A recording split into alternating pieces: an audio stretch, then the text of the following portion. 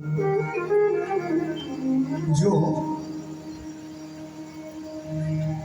5 योजन विस्तार का लंबा चौड़ा वृंदावन है, वो मेरा हृदय है। ब्रह्म पुराण में, ब्रह्म वैवर्त पुराण में लिखा कि 5 योजन विस्तरणम वृंदावनम हृदयाचलम, वो मेरा हृदय है। तो वही वृंदावन धाम भगवान का घर है। बोलो, निराली महिमा है वृंदावन की। 4 धाम में भी वृंदावन का नाम नहीं आता है। हमारे 4 धाम होते हैं, पूर्व में जगन्नाथ भगवान, पश्चिम में द्वारिकानाथ, उत्तर में बद्रीनाथ और दक्षिण में रामेश्वरम। 4 धाम है। 4 धामों में फिर हर एक दिशा के अलग अलग 4 धाम है।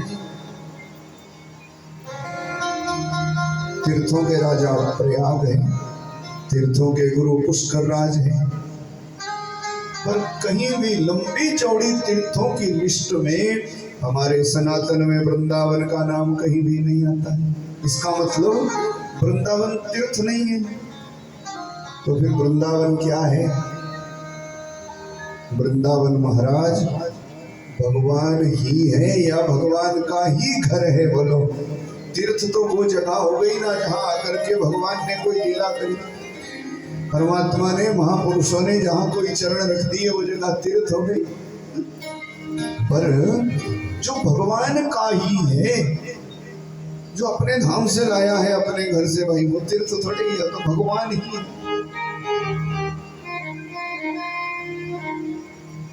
वृंदावन को तीर्थ तो यूं बोल लेते हैं क्योंकि वहां पर संत लोग बसते हैं।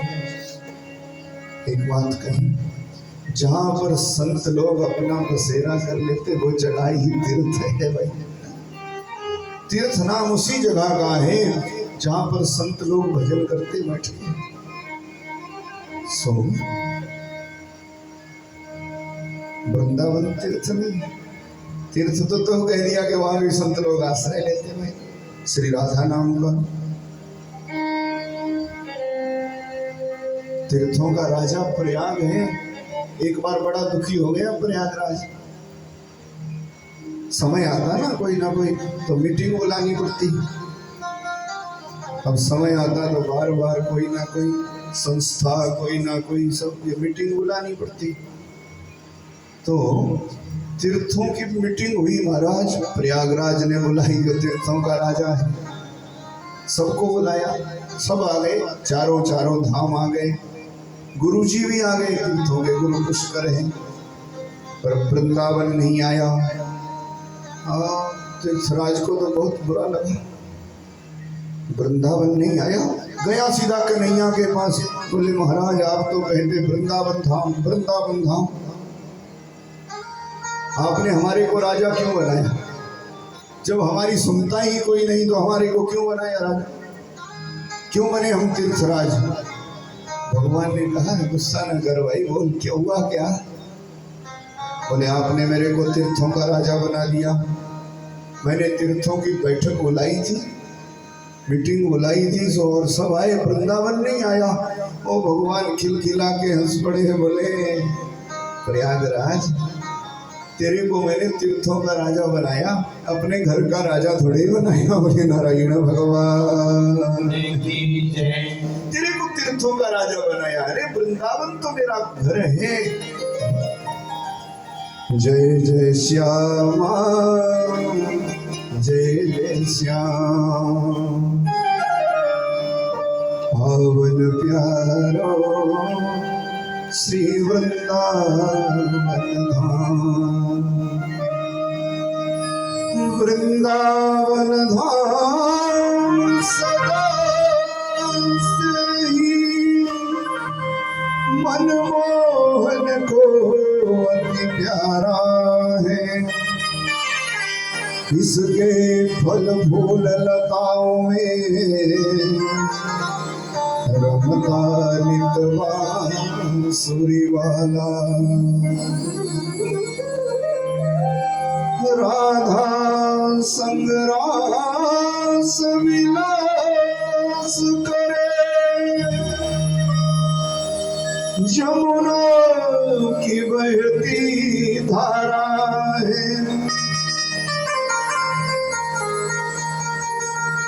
प्रिया प्रियतम की लीला भूमि,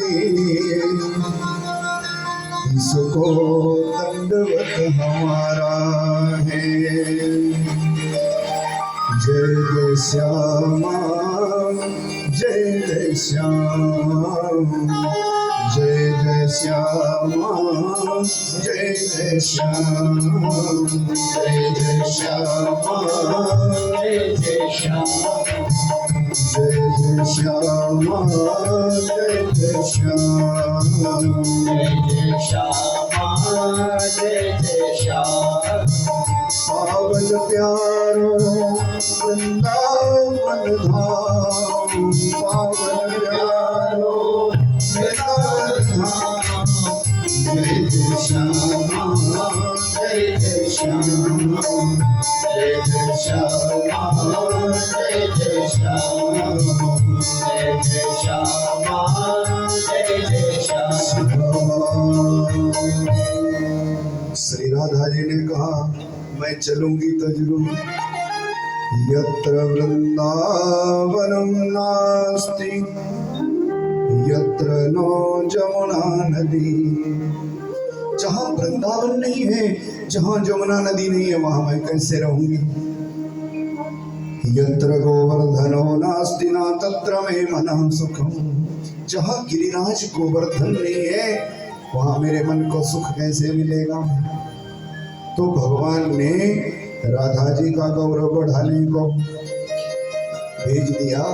84 कोस धरती को अपने धाम से जमुना नदी भेजी, गिरिराज गोवर्धन भेजा, वही 84 कोस का वृंदावन धाम बन गया। बोले वृंदावन धाम की जय। और महाराज सब लगे भगवान के आने का इंतजार करने। अब पावन पवित्र जदुवंश है। अब देखो चंद्रवंश में चल कर के एक राजा हुए यदु। यदु के कारण इसको जदुवंश बोलते हैं। और महाराज यदु की 25 पीढ़ियां लगभग बीत गई, तब एक राजा हुआ देवमेढ़। देवमेढ़ के 2 ब्याह हुए। एक क्षत्रिय कन्या थी, एक गोप वालों की गुर्जरों की कन्या थी अर्थात। और जो क्षत्रियों से आगे वंश चला उसमें महाराज सूरसेन हुए और सूरसेन के पुत्र वसुदेव हुए।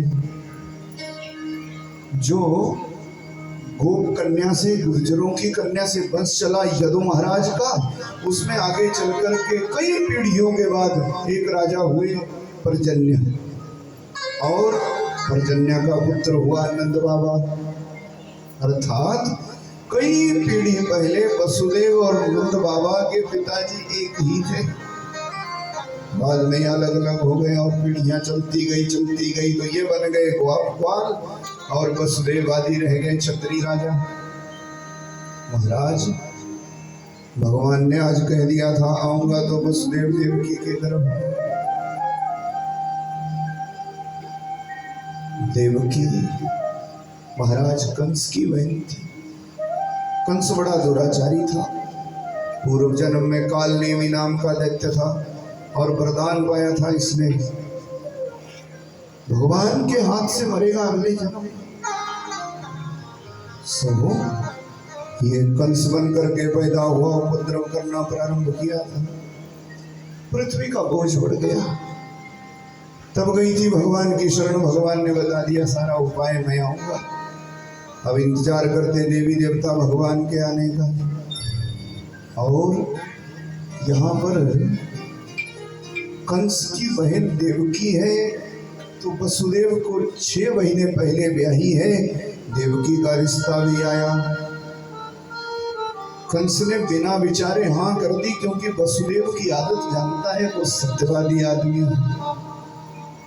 देवकी को भी बड़ा प्रेम करता। वसुदेव देवकी का जब ब्याह हुआ था, बारात जा रही थी, रथ घोड़ा दास दासी बड़ा भारी दहेज दिया मारा। सजा धजा के अपनी बहन को ससुराल पहुंचाने जा रहा था। उसी समय आकाशवाणी हुई थी।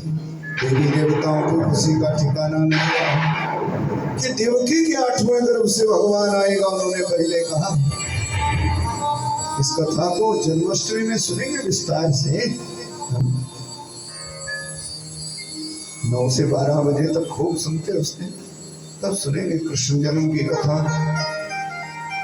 तो जैसे वसुदेव देवकी का ब्याह हुआ, बारात चली थी, देवी देवता खुश हो गए, बोले अब मरेगा ये कंस। अब देवकी का ब्याह हो गया, 8वें गर्भ से आएगा भगवान और मार डालेगा इसको। खुशी हो गए देवी देवता।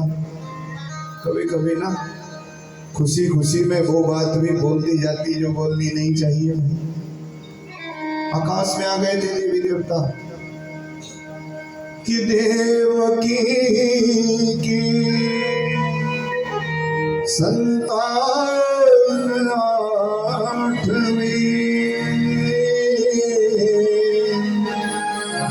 प्राण तेरे वही हर लेगी।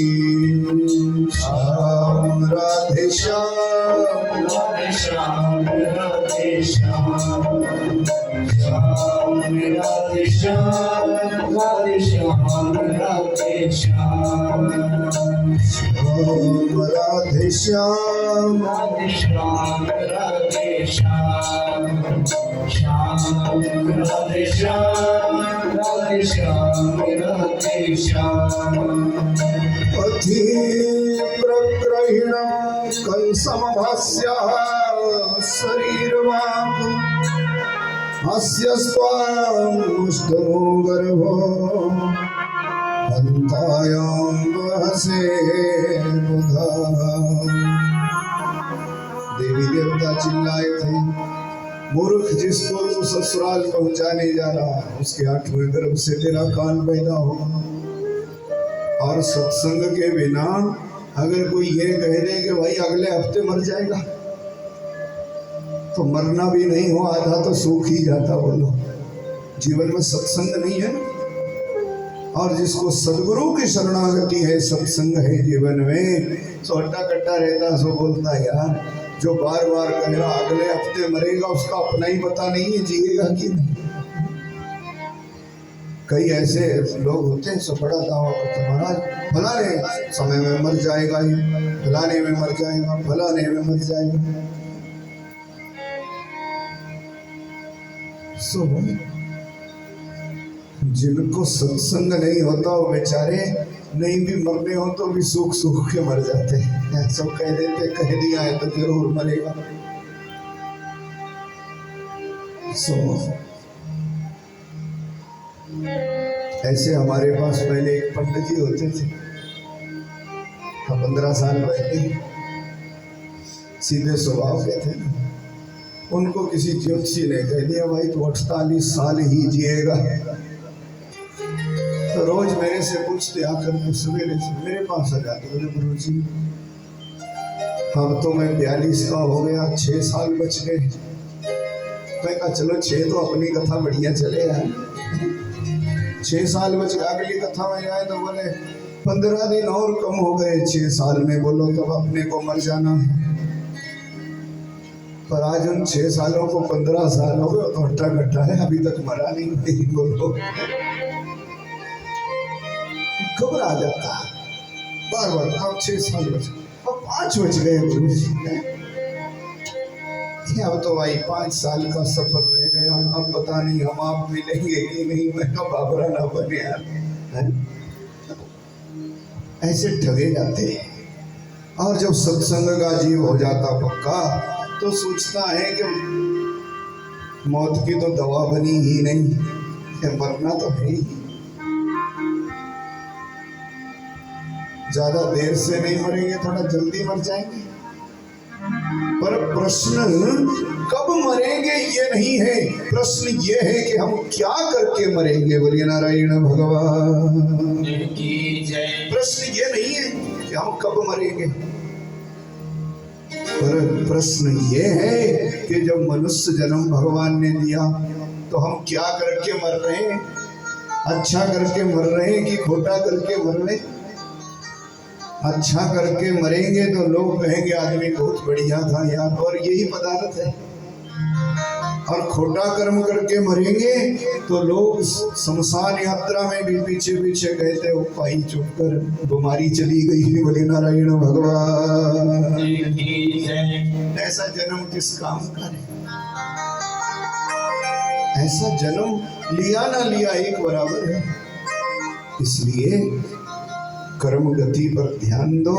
भगवान की तरफ से हमारे को जो भी समय मिला है ना, थोड़ा ज्यादा कैसा भी, उसको जरा प्रेम से जियो, भगवान की शरण रह करके जियो और आनंद लो, भगवान का भजन करके जियो। भजन में जो ताकत है ना, बस ये तो पक्की गांठ में ही बांध लो कि मौत की आज तक कोई दवा नहीं बनी, ना मौत का कोई डॉक्टर बना, ना मौत का कोई वैद्य हकीम बना, ना कोई औषधि ऐसी बनी जो मौत को रोक दे। बस मौत का सुधार है, और सुधार है हरे राम राम राम हरे हरे, हरे राम राम राम हरे हरे, हरे राम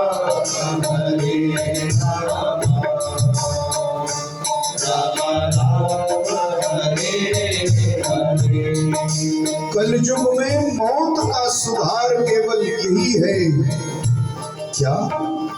हरे कृष्ण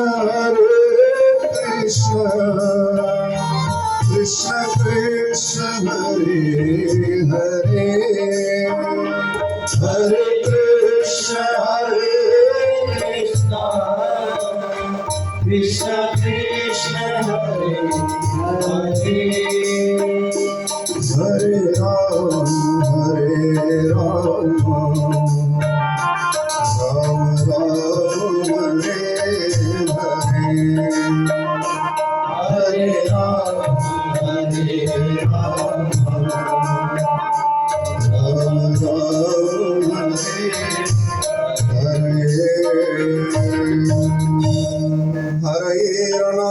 हरे राम हरैर्नामैव केवलं कलौ नास्तैव नास्तैव नास्तैव गतिरन्यथा। कलयुग में हरि नाम में गति है और कहीं भी नहीं भाई। कृष्ण नाम में गति है पूछो ही, और ये जो हरे राम राम राम हरे हरे, हरे कृष्ण कृष्ण कृष्ण हरे हरे, ये कली संतरणोपनिषद का मंत्र है। हमारे 108 उपनिषद है, एक है कली संतरण उपनिषद, उस ग्रंथ का ये आधार है, ये वेद मंत्र है महाराज। और अब आपको कहने की विधि है, वेद मंत्र बिना स्नान के नहीं पढ़ना चाहिए, वेद मंत्र बिना आसन लगाए नहीं पढ़ना चाहिए, वेद मंत्र यदा कदा नहीं पढ़ना चाहिए, ये तो अच्छा फल नहीं देता। तो हरे राम राम राम हरे हरे, हरे कृष्ण कृष्ण कृष्ण हरे हरे, ये तो हो गया वेद मंत्र। पर बोलो, अब ब्रह्म मुहूर्त में नहाने का समय सबको लगता है। ब्रह्म मुहूर्त में कितने लोग नहाते हैं? 4:30 और 5:30 के बीच में कौन कौन नहाता है? हाँ, यहाँ पर तो एक ये मुन्नी नहाती, एक नहाता बालकू बाबा, एक नहाता मैं, और एक नहाते पंडित जी, और कोई नहीं।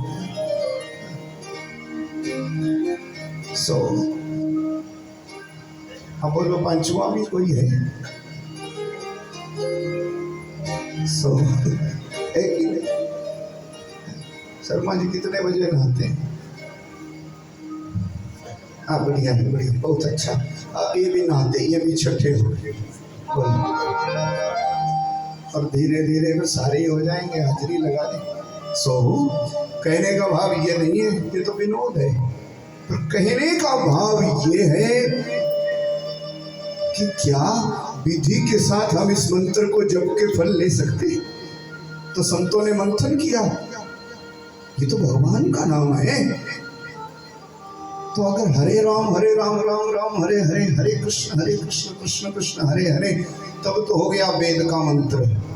एक आसन पर बैठ करके जपो, स्नान करके जपो, है भगवान के आगे बैठ के जपो। सब थोड़ी ही हो सकता। कभी रोग, कभी बीमारी, कभी संकट, कभी पीड़ा, तो भगवान के नाम से रह जाएंगे लोग। इसलिए महापुरुषों ने मंथन किया, बोले अगर कृष्ण नाम पहले गाया जाए, क्योंकि वो प्रेम की महिमा है, कृष्ण नाम पहले गाया जाए तो प्रेम में तो सारी मर्यादाएं खत्म हो जाती, वहीं से प्रेम शुरू होता। तो कृष्ण नाम पहले गाए तो ये नाम महामंत्र बन जाएगा, प्रेम महामंत्र, नाम महामंत्र। फिर चाहे उठते बैठते चलते फिरते सोते जागते जब भी मन में आए तो संत लोग कहते जपो जपो, बेड़ा पार कर देता। हरे कृष्ण कृष्ण कृष्ण हरे हरे। तो अगर प्रेम से भगवान का भजन गुणगान सदा सर्वदा करना चाहते तो ऐसे शुरू करना, हरे राम से शुरू नहीं करना। तो एक आसन पे बैठ के ब्रह्म मुहूर्त में स्नान ध्यान करके तब तो हरे राम शुरू करना, नहीं तो हरे कृष्ण कृष्ण कृष्ण हरे हरे, हरे कृष्ण कृष्ण कृष्ण हरे हरे, हरे कृष्ण कृष्ण कृष्ण हरे हरे, हरे कृष्ण कृष्ण कृष्ण हरे हरे, हरे राम राम हरे हरे,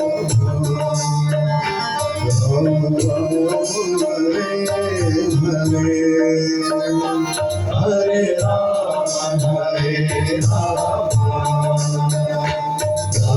राम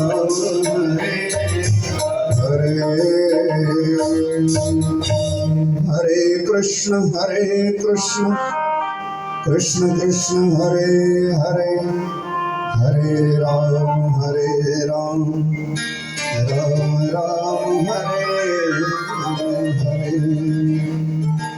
कलिकाल में जीवों का उद्धार करने को इस नाम से बड़े कोई बढ़िया साधन है ही नहीं। ये सबसे सर्वोपरि साधन है, इसको नाम महामंत्र बोलते हैं। तो प्रश्न ये नहीं है कि हमें कब मरना है, प्रश्न ये है मनुष्य जन्म मिला है कि हमें क्या करके मरना है। मुझे नारायण भगवान। इसीलिए सत्संग करो, सदगुरु की करो शरणागति, और वो काम किया करो कि दुनिया तुम्हें याद किया करे, ऐसी राह चला करो नेकी की दुआ मिला करे। तो सत्संग के बिना ठगा जाता जीवन। महाराज कंस ने सोचा कि ये करे इसके 8वें गर्भ से मेरा काल पैदा होगा, जब मैं इसी के टुकड़े टुकड़े कर दूंगा तो ना देवकी रहेगी, ना गर्भ होएगा, ना 8वां आएगा, ना चौथा, ना तीसरा, और हम मरेंगे ही नहीं। महाराज केसों से पकड़ लिया देवकी को, घसीटा रथ के पिछले हिस्से में ले गया, पैर पकड़ लिए, भैया छोड़ दे, अभी नया नया ब्याह हुआ, ससुराल जा रही। नारी का ब्याह उसका दूसरा जन्म बताए, अपना बचपन छोड़ देना, अपना भाई बहन छोड़ देना, अपना माँ बाप छोड़ देना, सगा संबंधी छोड़ देना और ऐसी जगह में जाकर के बसेरा करना जहाँ का कुछ भी उसको ज्ञान नहीं है। तो जिंदे जी दूसरा जन्म लेना होता ब्याह नारी का, ऐसा लिखा है। नारी का ब्याह उसका दूसरा जन्म है, मर करके दोबारा जन्म होता मुझे संत लोग कहते। सो देवकी ने कहा भैया मैं तो ससुराल जा रही, सब कुछ छोड़ के मेरे को मारने से क्या होगा। कंस को एकदम से ध्यान आया इसको छोड़ना नहीं चाहिए। जिस पेड़ में विषैला फल लगे, खाने से मौत हो जाए, उस पेड़ को मूल से ही काट दो, छोड़ूंगा।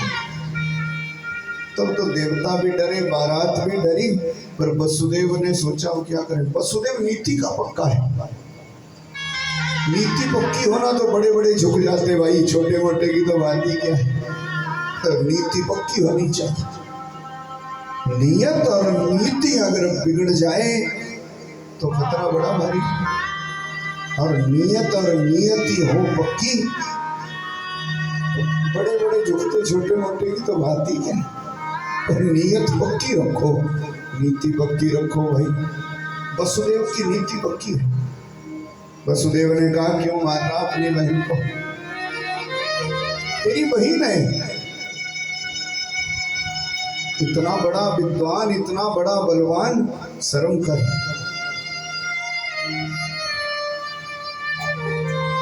तेरे को मालूम नहीं, एक तो इसका ब्याह हुआ, क्या कहेंगे तू गुणी है, क्या कहेंगे तू बलवान है। कि सलाघनीय गुणा सुरैर भवान भोजसस्करः कथं भगनि मन्यात् स्त्रियं उदवा पर्वणि। छोड़ दे इसको, इतना बड़ा बलवान होके क्या घिनौना काम कर रहा। एक तेरी बहन है, दूसरे नारी जाति है, और तीसरे इसका ब्याह है, पहले ही मरी हुई है, क्यों मार रहा। कंस ने कहा इसको छोड़ूंगा नहीं, क्योंकि मेरा काल इसके पेट से पैदा होगा। वसुदेव ने कहा भोला ना बन, तो इसके पेट से अगर काल पैदा होगा तो इस बेचारी का क्या दोष है।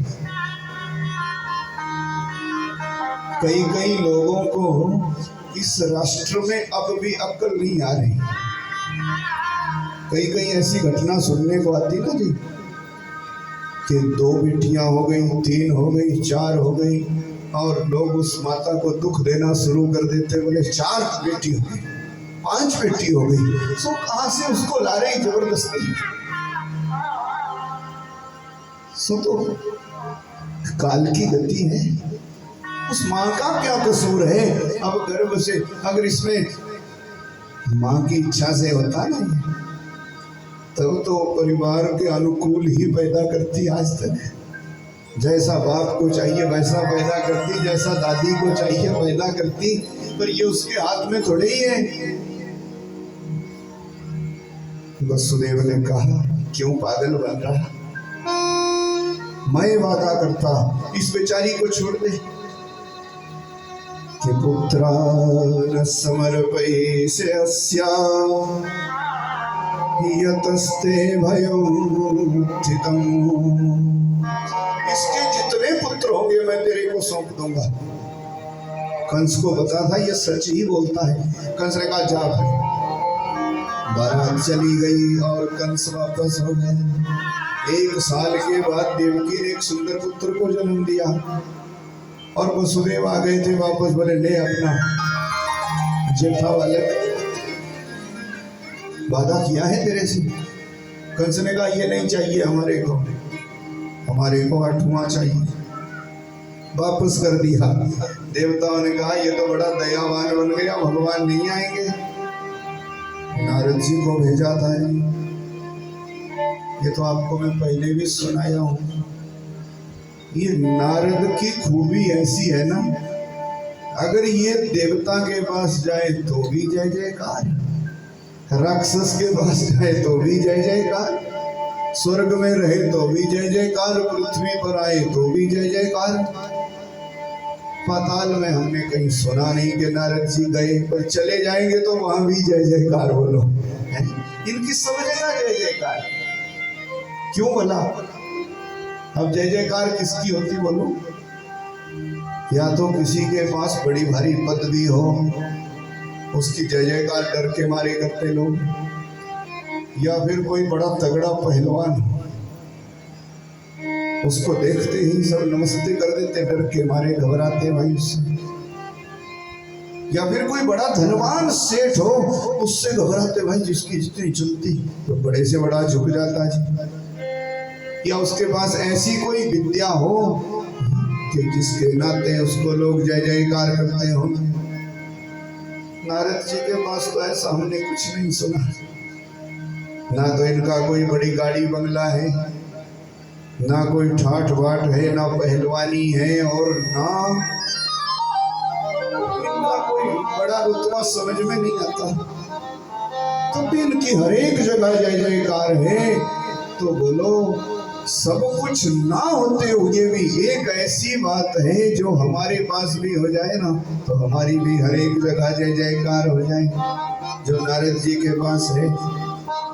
क्या है नारद जी के पास? श्रीमन नारायण नारायण नारायण, श्रीमन नारायण नारायण नारायण, श्रीमन नारायण नारायण नारायण, श्रीमन नारायण नारायण नारायण,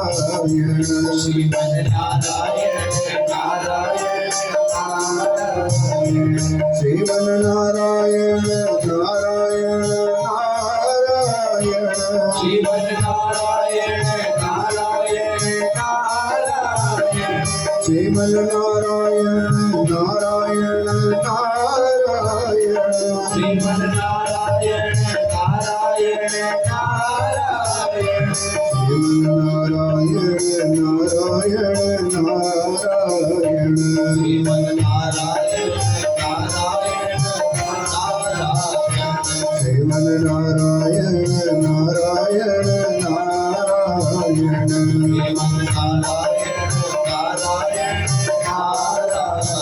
नारायण नारायण नारायण,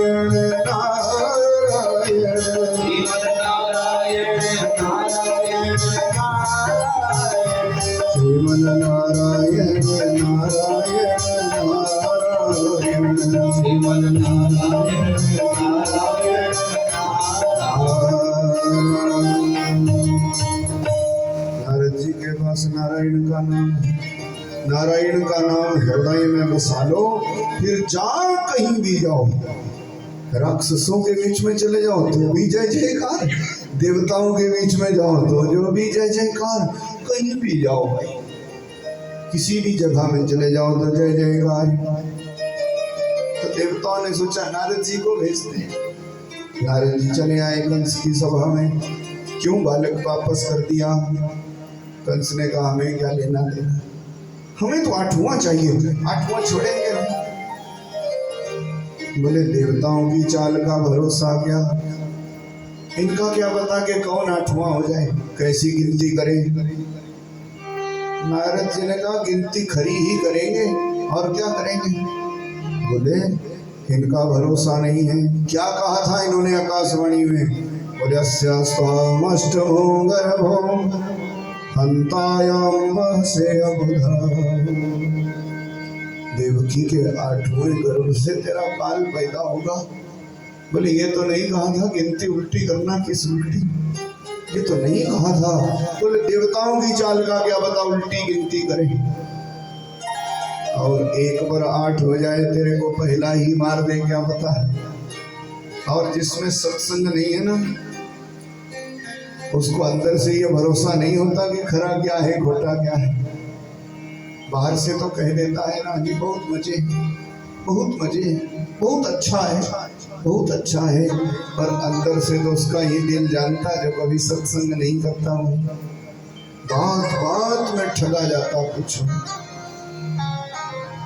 कंस ने कहा ठीक है, पहला भी मार देते हैं, 8वां भी मार देते हैं।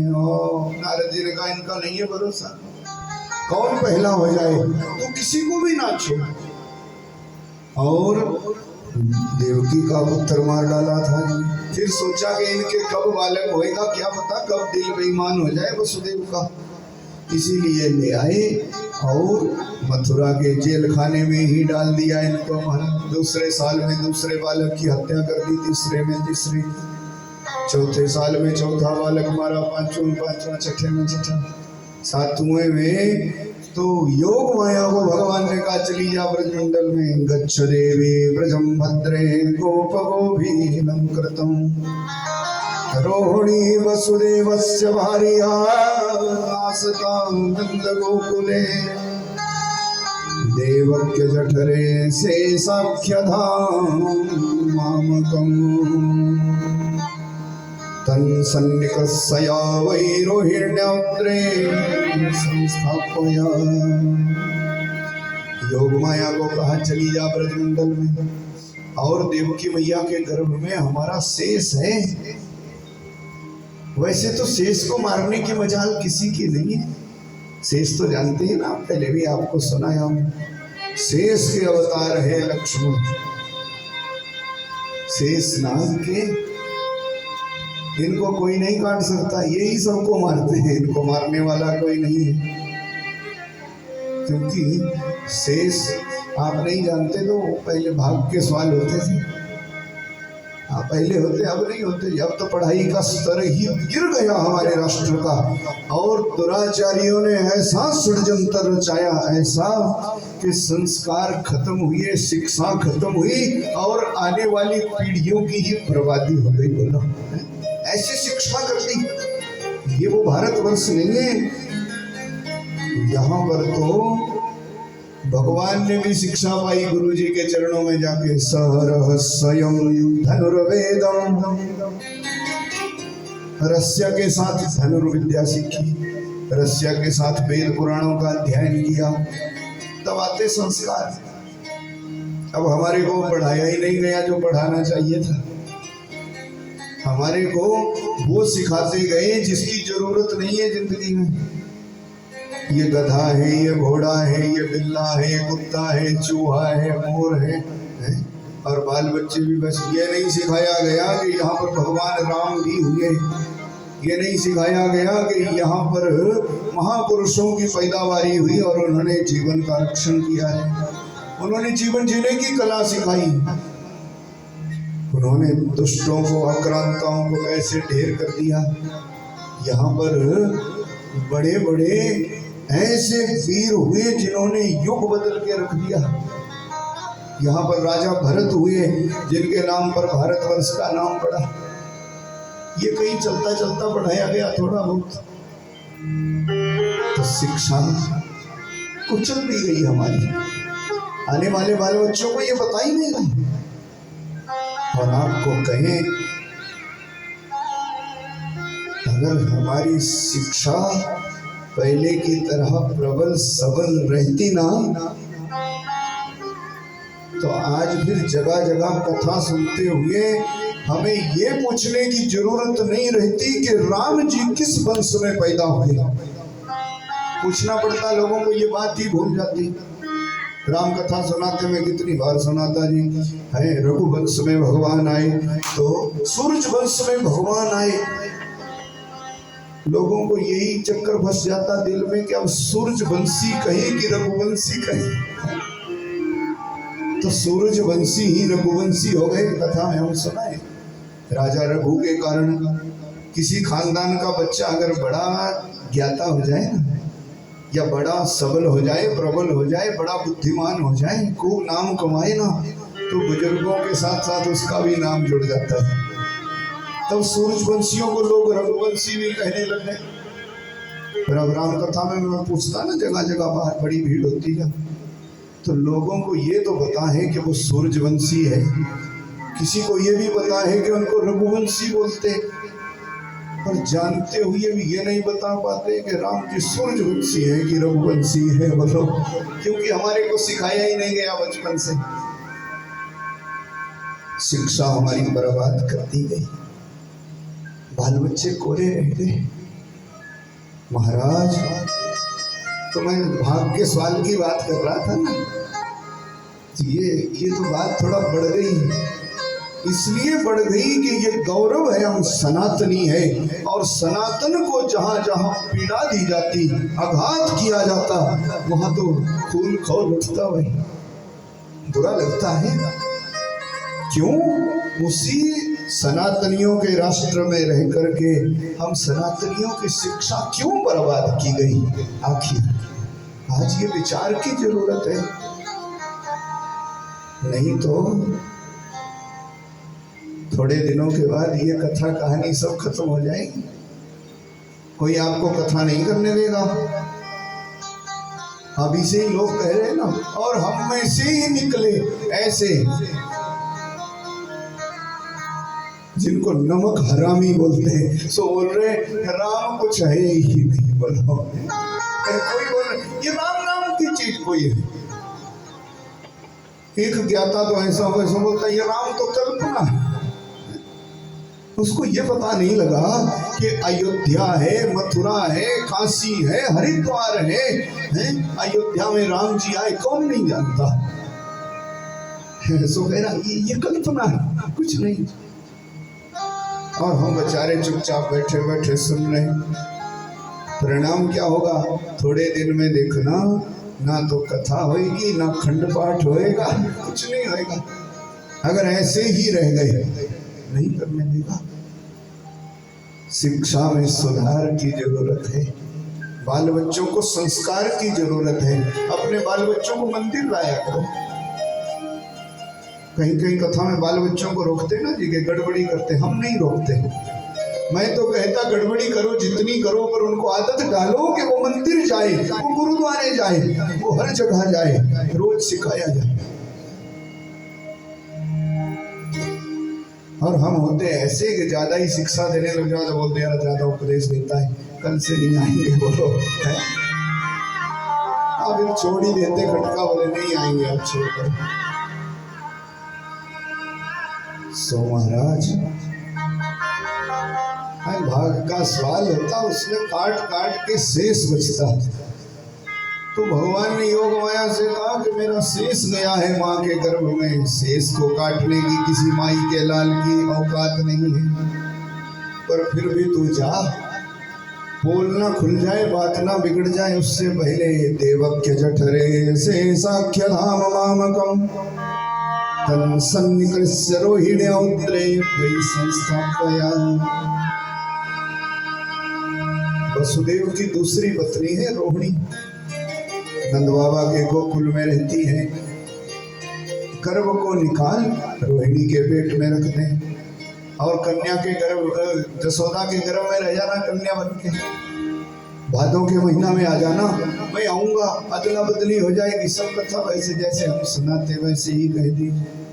महाराज, चली गई योग माया और शेष को निकाल कर रोहिणी के पेट में रख दिया।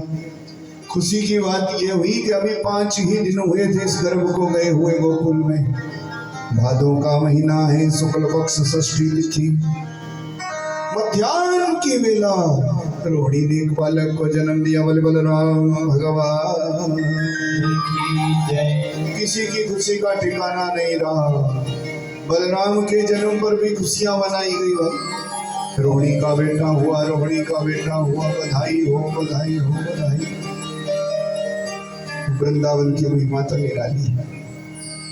84 कोस का ब्रजमंडल है, 12 वन है, तो 5 गांव हैं, 108 सरोवर ताल है, और डाली डाली में कन्हैया बसता है। भाई कुछ बड़ी निराली महिमा, क्योंकि भगवान का धाम है। सो वृंदावन में 5 गांव है मुख्य, गोकुल, मथुरा, बरसाना, नंदगांव और वृंदावन। ये 5 गांव, 12 वन है। निधि वन है तो मधुवन है तो बेल वन है तो बृहद वन है तो अशोक वन है तो भांडीर वन है तो ताल वन है, पूछो ना ऐसे 12 वन है वृंदावन। पावनी जमुना जी बहती है।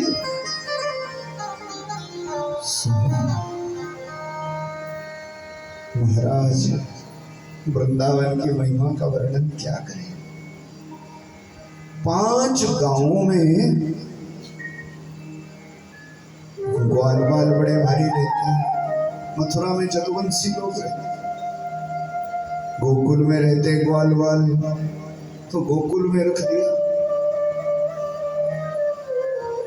5 ही दिन में तो ग्वाल वालों के घर में जन्म हुआ, रोहिणी के घर से किसी की खुशी का ठिकाना नहीं, तो गोकुल में तो आनंद छा गया है। और अभी 2 ही दिन हुए, भादों की छठ के दिन आए थे ना बलराम, 2 ही दिन हुए। तो बरसाना गांव है, बरसाने की वृषभानु की भारजा है कीर्ति, और कीर्ति गई थी मायके रावल गांव में। ऐसी कथा है, जो लोग जाते हैं वृंदावन सब देखते। रावल मायका है कीर्ति देवी का ही। गई थी पानी भरने को, गई सरोवर, वो जगह भी आप देखो जब जाओ तो रावल गांव, वहां पर 2 कन्याएं मिल गई। एक को तो छोड़ आई मायके में, एक को ले आई है कीर्ति। और ये कन्या भी अजीब थी, ये आंख नहीं खुलती, कमल के फूल पर मिल गई। यही तो हमारी श्री राधा रानी है। और अष्टमी के दिन मिली थी तो ले आई बरसाना में, इनके भी औलाद नहीं थी। और बरसाना में खुशियां खुशियां खुशियां, बोले राधा रानी राधा रानी। राधा रानी को जन्म भयो, चलो री सखी बरसाने। राधा रानी को जन्म भयो, चलो रे सखी बरसाने। राधा रानी को जन्म भयो, चलो रे सखी बरसाने। चलो री सखी बरसाने, चलो री सखी बरसाने। चलो रे सखी बरसाने, चलो रे सखी बरसाने। रानी को जन्म भयो, चलो रे सखी बरसाने। रानी को जन्म भयो, चलो रे सखी बरसाने। खूब गए महाराज, वहां भी उपहार, खूब दही की नदियां बह गई। गोकुल में भी खबर लगी ना, आनंद बाबा भी गए, ग्वाल बाल भी गए साथ में। पर ग्वाल वालों ने जब वहां की खुशी देखी, अपने गोकुल में रोहिणी के बेटे के जन्म की खुशी देखी, तब ग्वाल वालों का चेहरा लटक गया। बड़े भोले भाले हैं ग्वाल वाल। कैसा चेहरा लटका, बोले नंद बाबा हो गए 80 साल के, जसोदा मैया को आने लग गया बुढ़ापा, हमारा क्या होएगा। गायों का गोपाल कोई नहीं है जी, ब्रजवासियों का राजा कोई नहीं है जी। कौन चुगाएगा गाय, कौन करेगा रखवाली जसोदा मैया की संपदा की। कौन होगा हमारा प्यारा, कौन होगा ब्रज का दुलारा, कौन होगा जसोदा की आंखों का तारा। घबराए मगर अब क्या करें, वापस चल पड़े थे ना। और पैदल यात्रा करो अगर, गोकुल से आओ बरसाना, तो रास्ते में नंदगाम आता है। ये नंदगाम कोई और जगह नहीं है, यहाँ पर पहले सांडिल्य मुनि ने 1100 वर्षों तक शिव जी की आराधना करी, और शिव जी से वरदान पाया कि इस पहाड़ी पर कोई राक्षस नहीं आएगा, कोई भूत नहीं, कोई प्रेत नहीं, और कंस जैसे दुराचारी यहाँ पर अत्याचार नहीं कर पाएंगे। वही सांडिल्य मुनि तप करते थे, और ये ग्वाल वालों के पुरोहित हैं। सो महाराज चलते चलते आ रहे, सांडिल्य मुनि के पास गए, सब ग्वाल वालों ने हाथ जोड़े। प्रणाम किया और कहा बरसाने में भी खुशियां हो गई, रोहिणी का भी बेटा हो गया, पर जसोदा मैया के नहीं हुआ बालक। नंद बाबा के घर में आनंद नहीं आया। गुरुजी विचार करके कहो, क्या नंद का लाल भी आएगा, जसोदा का दुलारा भी आएगा, हमारा सखा भी आएगा, है सबका प्यारा भी आएगा? जरा विचार करो।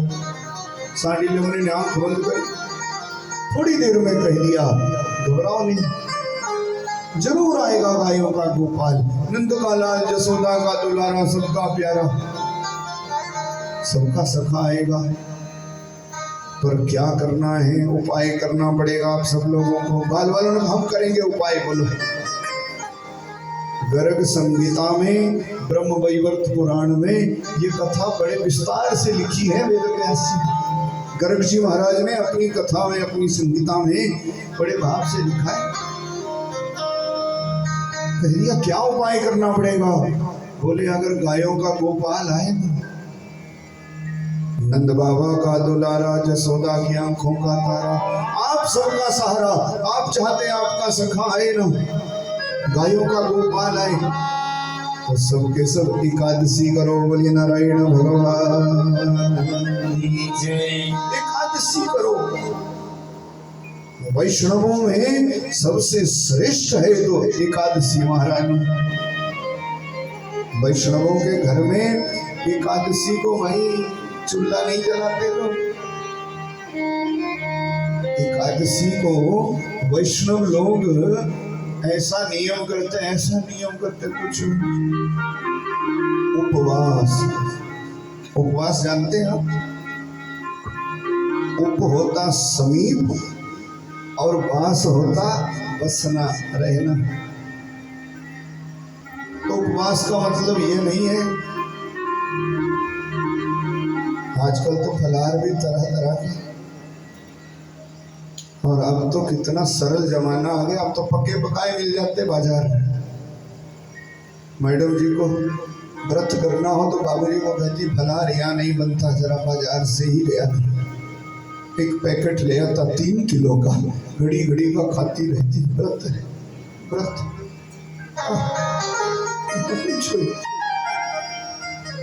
अनेक परंपराएं चला ली लोगों ने। बोलो, हम भूल गए अपनी सनातनी संस्कृति। और फिर 2-4 दोस्त आ जाते, सो गए थे यार, क्या है आपका धर्म भी है, भूखे रहो है, तड़के में उठो यार, मंदिर की टाइल रगड़ रगड़ के साफ करो। कहाँ लिखा है भगवान मिलता? भगवान तो हर जगह है, जहाँ बोलो, जहाँ है, खाओ पियो मौज मस्ती करो यार। 4 दिन की जिंदगी, आगा किसने देखा? बोलो, सब बिगाड़ा ही कर दिया, कहीं का नहीं रखा। ना विधि रह गई, ना विधान रह गया, ना धर्म रह गया, ना कर्म रह गया। बाल वालों ने कहा क्या उपाय करना? बोले एकादशी करो।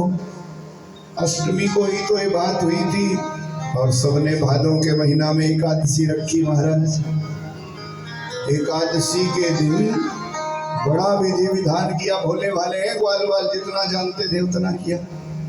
पर योग माया जो भगवान ने भेजी थी, वो सांडिल्य मुनि का वचन झूठा ना हो जाए, इसीलिए जसोदा मैया के गर्भ में कन्या बन करके आ गई।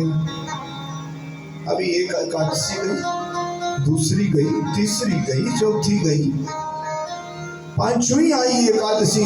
3 महीने हो गए, जसोदा मैया के गर्भ में बालक है, बालक है, बालक है। खबर फैल गई पूरे ब्रजमंडल में। अब तो मैया को भी बालक आएगा। ग्वाल वालों का भरोसा हो गया पक्का। अब आएगा गायों का गोपाल, आएगा जसोदा की अखियों का तारा, आएगा नंद का दुलारा, हमारा प्यारा सबका सखा। और ग्वाल वालों ने फिर तो जरा रोग से एकादशी करना शुरू कर दिया। अब तो पूरे ब्रज में ऐसा, ब्रजमंडल में, गोकुल में ऐसा कोई ना रह जाए जो एकादशी के दिन अन्न खाए। भला ग्वाल वाल कितने भोले हैं, गायों को भी घास नहीं देते महाराज एकादशी को। बोले तुम्हारा भी तो रखवारा आएगा, पानी पियो, खाली गुजारा करो, और अपने आप भजन करते रहते हैं। गायों का भी घास बंद कर दिया। बोले हमारा ही थोड़ी आएगा भगवान, हमारा ही थोड़ी आएगा मालक, तुम्हारा भी तो आएगा ना पालने वाला। एकादशी करो। ऐसी एकादशी होती भाई तो बोलो गाय भी सोचती ना, गाय भी सोचती कि जो आएगा जसोदा का दुलारा वो केवल सबका है, वो मेरा भी है, क्योंकि मैंने भी एकादशी करी। बूढ़े बूढ़े ग्वाल वाल भी एकादशी करते हैं, तो उनको भी भरोसा है कि जो जसोदा का लाला आएगा सो हमारा भी होएगा, हम भी तो एकादशी कर रहे हैं, हमारे कारण आएगा। अर्थात सबको ये भरोसा है कि भगवान मेरा भी है, मेरा भी है, मेरा भी है। समय चलता गया, एकादशी करते सब लोग भाई। और यहाँ पर क्या हुआ था, मथुरा में पहरेदारों ने खबर कर दी 7वां गर्भ गिर गया, 7वां गर्भ गिर गया। कंस ने कारागार से निकाला वसुदेव देवकी को, 7 दरवाजों वाली अंधेरी कोठरी में डाल दिया महाराज। और उसी 7 दरवाजों वाली अंधेरी कोठरी में ततो जगत मंगलम अच्युतांसम समाहितम सूरसुते देवी। उसी 7 दरवाजों वाली अंधेरी कोठरी में वसुदेव के तेज के द्वारा देवी देवकी ने गर्भ धारण किया भाई, उसमें और कोई नहीं आया। जगदमंगलम अच्युतांसम, संसार का कल्याण करने को भगवान गर्भ में आए, लीला करने को भाई। जैसे जैसे देवकी का गर्भ बढ़ता गया, 3 महीने में काली कोठरी जगमगा गई। पहरेदार डर गए, कंस को खबर करने गए। कंस ने कहा चिंता ना करो, शत्रु आया है, पर एक काम करो, पहरा बढ़ा दो। और डर के मारे अंदर भी नहीं गया। समय चलता गया, अथ कालः परम शोभनः, शोभायमान। श्रावण का महीना व्यतीत हुआ, भादों का महीना चला है। आज कृष्ण पक्ष है, अष्टमी तिथि है, बुधवार है, रोहिणी नक्षत्र है। और तड़के से ही देवकी मैया का शरीर थोड़ा ठीक नहीं है। दोपहर ढली ही जैसे देवकी मैया को प्रसव की पीड़ा प्रारंभ हो गई महाराज। सायंकाल हुआ, काली काली घटाएं छा गई आकाश में। अष्टमी रात भादों की काली, उमड़ी घटा चमके मतवाली। राधे श्याम राधे श्याम राधे श्याम राधे श्याम राधे श्याम राधे श्याम। अष्टमी रात भादों की काली, उमड़ी घटा चमके मतवाली। श्याम राधे श्याम राधे श्याम राधे श्याम। श्याम राधे श्याम राधे श्याम राधे श्याम। महाराज काली काली घटाएं छाई आकाश में, बादल गरजे भारी सोने लगी। और पता लग गया देवी देवताओं को। पहुंचे गोकुल में आकर के सब अदृश्य रूप से भगवान की गर्भ स्तुति गाई। गर्भ में स्तुति किस किसकी हुई? गर्भ में स्तुति भगवान की ही हुई। बोलो, कौशल्या के गर्भ की स्तुति गाई देवी देवताओं। रामायण में आता है कि सो अवसर बिरंजी जब जाना, चले सकल सुर साज विमाना। सो अवसर बिरंजी जब जाना, चले सकल सुर साज। अयोध्या में आ गए थे सब देवी देवता और कौशल्या के गर्भ की स्तुति गाई थी। गर्भ में भगवान थे और आज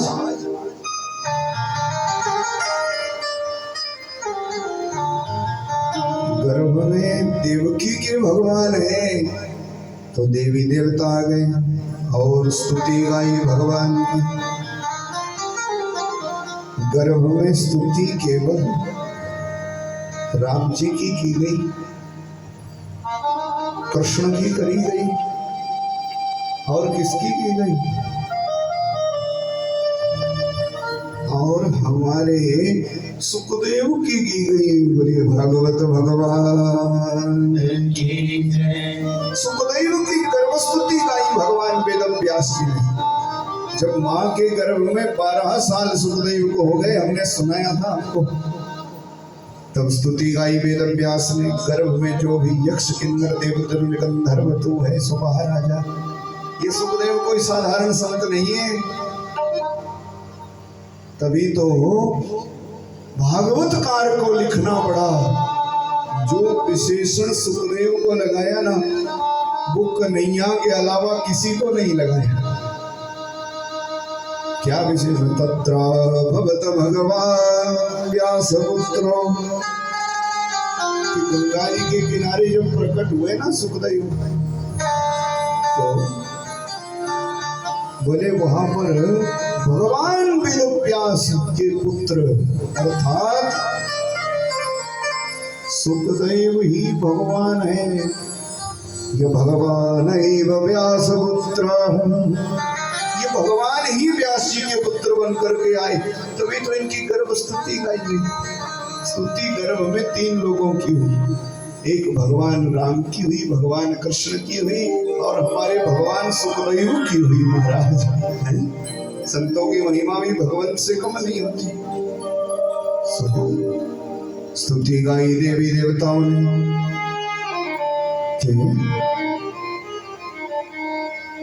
आप सत्य हैं, सत्य के अलावा कुछ भी नहीं है। सत्यव्रतम सत्यपरम त्रिसत्यम सत्यस्य जोनिम निहितं च सत्यम्। सत्यस्य सत्यं ऋतसत्यनेत्रम् सत्यात्मकं त्वां शरणं प्रपन्नाः। आप सत्य स्वरूप है, हम आपकी शरण है। रात का समय था, दिखता था कुछ था नहीं। देवी देवता स्तुति करके गए और आधी रात का समय हुआ। वसुदेव देवकी के आगे प्रकटे थे भगवान। कितं बालकम् अद्भुतम् अम्बुजक्षणम् चतुर्भुजं शंखगदायुधम्। 4 भुजाएं शंख चक्र गदा पद्म धारण कर रखा। देवकी डर गई थी। देवकी ने कहा ये क्या? भगवान ने कहा डरो नहीं, मैं आ गया। मैं जन्म जन्म में तुम्हारा पुत्र होता हूँ। देवकी ने कहा ये पुत्र वाला रूप तो है, ये तो पिताजी बन के आ गए, तो बालक बन जाओ ना, छोटे बच्चे बन जाओ। और देवकी मैया के कहने पर भगवान देवकी कहने लगी चला जा यहाँ से। पहले कहा चला जा, मेरा भाई बड़ा खतरनाक है, मार डालेगा तेरे को। भगवान ने कहा वैसे तो मेरे को मारने वाला कोई है नहीं, पर अगर डर लगता ही है तो यदि कल सात विभीषितम तरहि मां गोकुलम नयम। कंस से डरती हो तो गोकुल में रखो, वहां कन्या हुई होगी, उसको वापस ले आओ। वसुदेव ने सोचा ये तो बड़ा है, 4 भुजा वाला उठाएंगे कैसे, मन में आया ही था। तो भगवान छोटा बालक बन गए महाराज। भादो कृष्णा अष्टमी अर्धरात्रि उन्नमान शुभ नक्षत्र सुयोग अति प्रकट भये भगवान।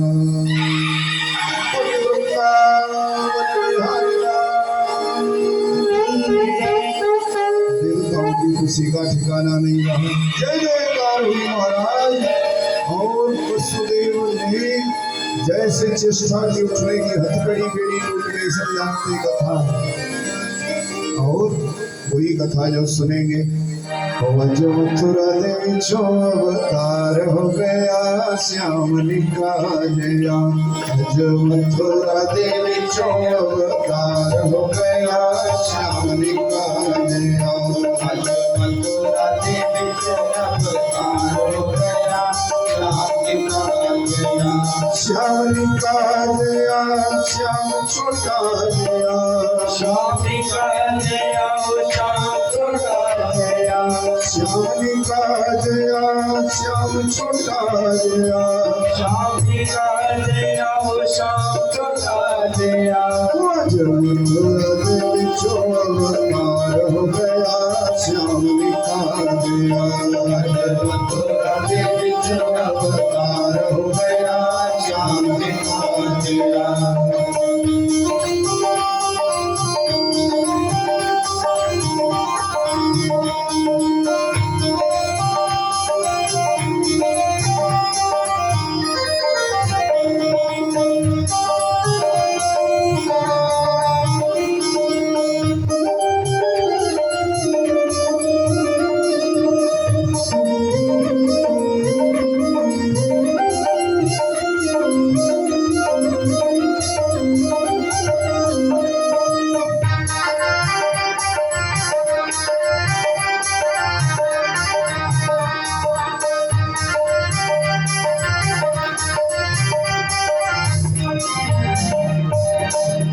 श्याम चोरी चोरी जेला विच जन्मया, किथे जन्म किथे जाके पड़िया। श्याम चोरी चोरी जेला विच जन्मया, किथे जन्मया किथे जाके पड़िया। श्याम चोरी चोरी जेला विच जन्मया, किथे जन्म किथे जाके पड़िया। श्याम चोरी चोरी जेला विच जन्मया, किथे जन्मया किथे जाके पड़िया। मेरे दासीवार हो गया श्याम निकालया। मेरे दासीवार हो गया श्याम निकालया। अज मथुरा देवी चो अवतार हो गया श्याम निकालया। अज मथुरा देवी चो अवतार हो गया श्याम निकालया।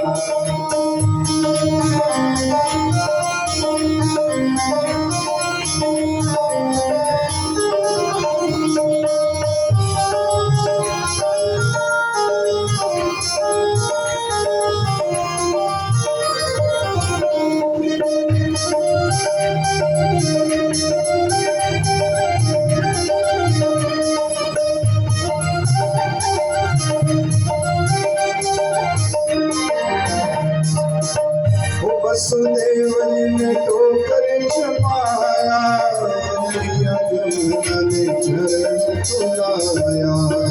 वसुदेव ने ठोकर जमाया, मैया जमुना ने चरण तुलाया। वसुदेव ने ठोकर जमाया, मैया जमुना ने चरण तुलाया। वसुदेव ने ठोकर जमाया, मैया जमुना ने चरण तुलाया। दसों दिया बुद्धि का शिकार हो गया श्याम निकालया। दसों दिया बुद्धि का शिकार हो गया श्याम निकालया। अज मथुरा देवी चो अवतार हो गया श्याम निकालया। अज मथुरा देवी चो अवतार हो गया श्याम निकालया। श्याम निकालया। श्याम छोटा गया, श्याम निकालया श्याम छोटा गया। श्याम निकालया। श्याम छोटा गया, श्याम निकालया श्याम छोटा गया। अज मथुरा देवी चो अवतार हो गया श्याम निकालया। अज मथुरा देवी चो अवतार हो गया कृष्ण लाल ऐसे रातों रात मथुरा की जेल में आए भगवान। उत्सव तो करेंगे जन्माष्टमी में, सो बैठे बैठे सुना रहे महामुनि सुखदेव और परीक्षित सुन रहे भागवत की कथा। सो महाराज उसी कथा को बैठे बैठे हम आप यहाँ सुन रहे भगवान की कथा की आप सबको व्यासपीठ से संपूर्ण संतुष्ट हृदय के साथ लाख लाख बधाई। बोली वृंदावन बिहारी लाल लाख लाख शुभकामनाएं। बड़भागी होते वो लोग जहाँ पर सुनी जाती भगवान की कथा, समय समय पर गाई जाती कन्हैया की लीला, बड़े भाग होते हैं। सो आपको बोलना नहीं तो फिर हम चलते रहते हैं। तो बोली भागवत भगवान राज की गाथा को तो यहीं पर विश्राम करेंगे। अब कृष्ण लीला कल से चर्चा करेंगे। 2 दिन खूब आनंद लेंगे। आप सब लोग आए, फिर लड्डू पेड़ा की कथा है। आप सब लोग आइए, सबकी कथा सबका योग्य, सब पर ठाकुर की कृपा रहे। बस आज की गाथा को विश्राम। बोलिए वृंदावन के वेदान की जय, श्रीमद् भागवत महापुराण की जय। व्यास कृति पर विराजमान परम पूजनीय प्रभु सत है श्री व्यास जी महाराज, श्री राधा कृष्ण मंदिर कमेटी के प्रधान, अन्य सदस्यगण एवं कथा भंडार में बैठे सभी प्रभु प्रेमियों। आज श्रीमद् भागवत कथा का चतुर्थ दिवस जो है पूर्ण हुआ। आपने सूक्ष्म रूप में श्री कृष्ण जन्म की कथा सुनी, विस्तार से श्री कृष्ण जन्माष्टमी के ऊपर उपलक्ष्य में आपको विस्तार से कथा सुनाई जाएगी। आप सभी जो है समय का ध्यान रखें, प्रेम से कथा सुने पाठान में बैठ कर के।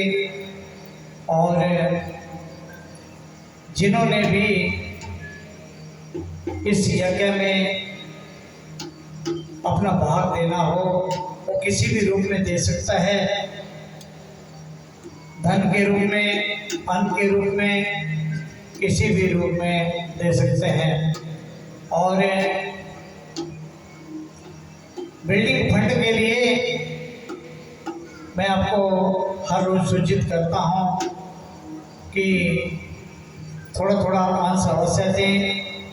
आप बिल्डिंग फंड की रसीद श्री रमेश शर्मा जी के पास कटवा सकते हैं। और जिन्होंने भी इस यज्ञ के लिए हवन इत्यादि के भाग लेना हो तो वह हवन सामग्री भी भेज सकता है। हवन सामग्री तिल, जौ, चावल वगैरह अगर किसी ने हवन के लिए देने हो तो कृपया उनको घर से ही साफ करके लाएं, क्योंकि उस समय इतना समय नहीं होता कि हम उनको साफ करें। तो कृपया पहले मुझे दिखा लें, उसके बाद हम उनको जो है यज्ञ में डालने के काबिल समझेंगे।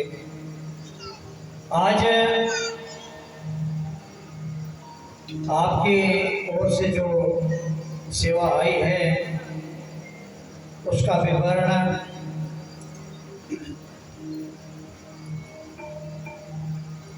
श्री बिट्टू जी साइकिल वाले खटपार से 500 रुपया,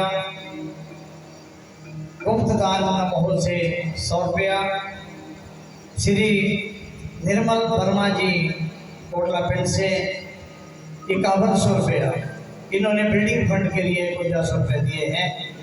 और जिन्होंने भी इस यात्रा में किसी भी रूप से अपना धन लगाया है, मैं भगवान से प्रार्थना करता हूँ कि उनके घर में खूब अन्न धन हो, उनके बाल बच्चों को बुद्धि विद्या का ज्ञान मिलता रहे, पशुधन में वृद्धि हो। और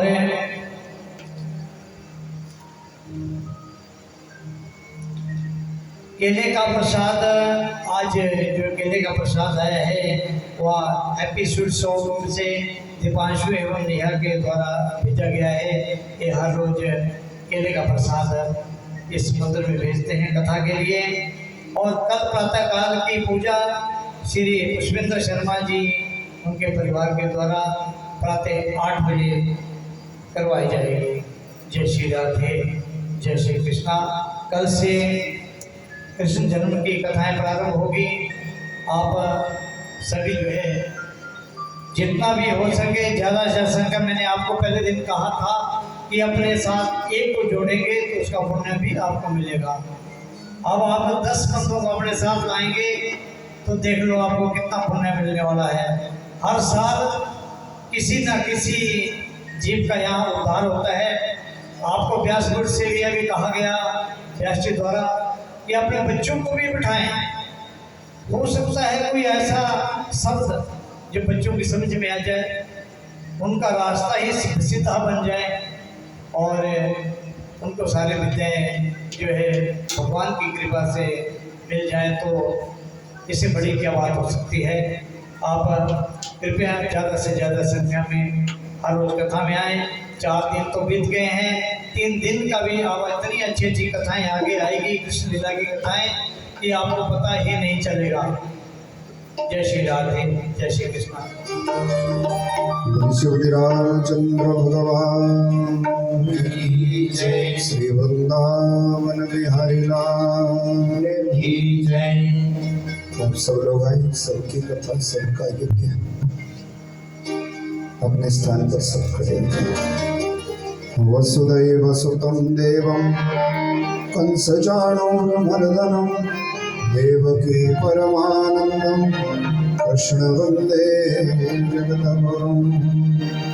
बांके बिहारी तेरी आरती गाऊं, बांके बिहारी तेरी आरती गाऊं, आरती गाऊं प्यारे तुझको मनाऊं, आरती गाऊं प्यारे तुझको मनाऊं।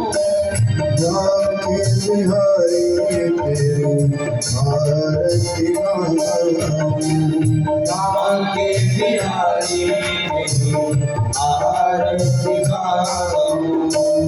और मुकुट तेरे शीश पे सोहे,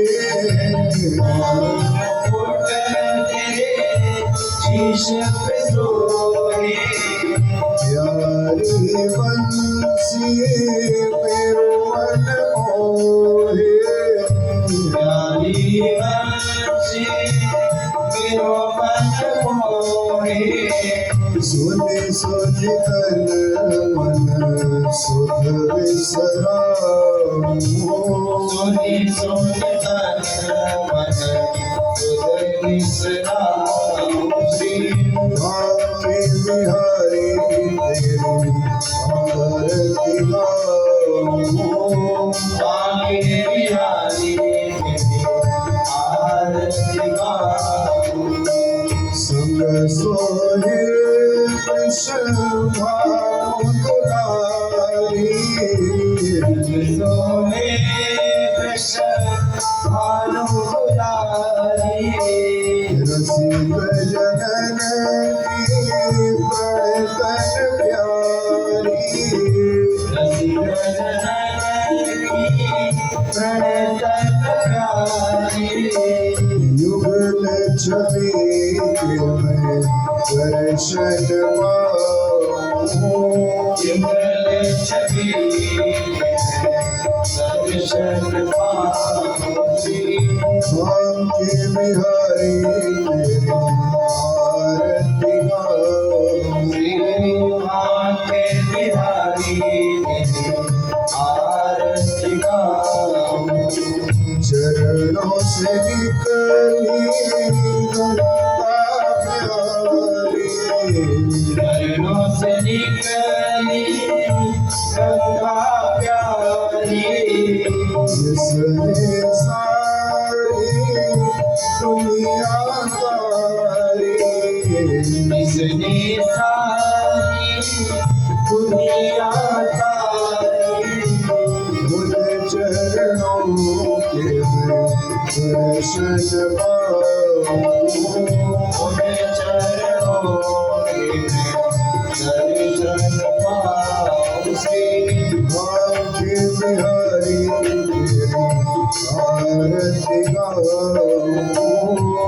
आगे आदि आरती गाऊं दास अनाथ के नाथ आप हो दास अनाथ के नाथ आप हो जीवन धन के प्राण आप हो जीवन धन के प्राण आप हो एक छवि बनी हरी मैं जाऊं एक छवि बनी हरि पिता श्री भाग्य बिहारी तेरे आरती गाऊं आगे बिहारी तेरी आरती गाऊं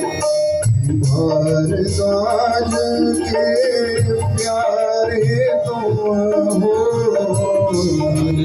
के प्यारे प्रभु तुम हो मेरे मोहन जीवन धन हो मेरे मोहन जीवन धन हो हरि चरणों में शीस झुकाऊं हरि चरणों में शीश झुकाऊं श्री भाग्य बिहारी तेरी आरती गाऊं आगे बिहारी तेरी आरती गाऊं भाग्य बिहारी तेरी आरती गाऊं आगे बिहारी तेरी आरती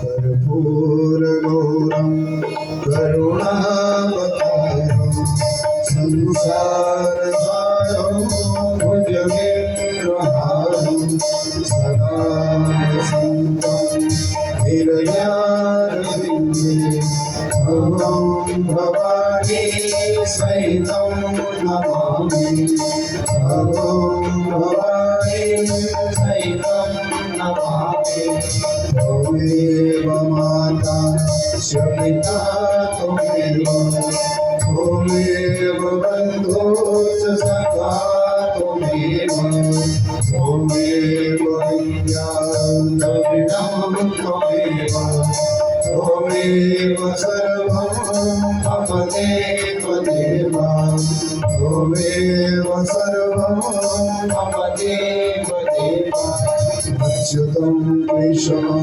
रामनारायणं कृष्णदामोदरं वासुदेवं हरिं श्रीधरं माधवं गोपिकावल्लभं जानकी नायकं रामचन्द्रं भजे जानकी नायकं रामचन्द्रं भजे स्वस्ति प्रजाभ्यः परिपालयन्ताम् न्यायेन मार्गेण महीं मनीषा ब्राह्मणेभ्यो शुभमस्तु नित्यं लोकाः समस्ताः सुखिनो भवन्तु लोकाः समस्ताः सुखिनो भवन्तु सर्वे भवन्तु सुखिनः सर्वे सन्तु निरामयाः सर्वे भद्राणि पश्यन्तु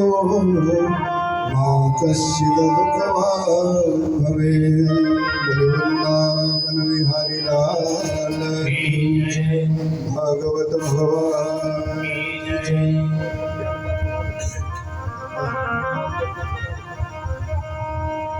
यज्ञनारायण भगवान की जय, वेद भगवान की जय, सुवस्थान की जय, वनवली भागवत भगवान की जय, सिद्ध बाबा बालकनाथ जी महाराज की जय, जय जय श्री राम जय जय श्री राम जय जय श्री राम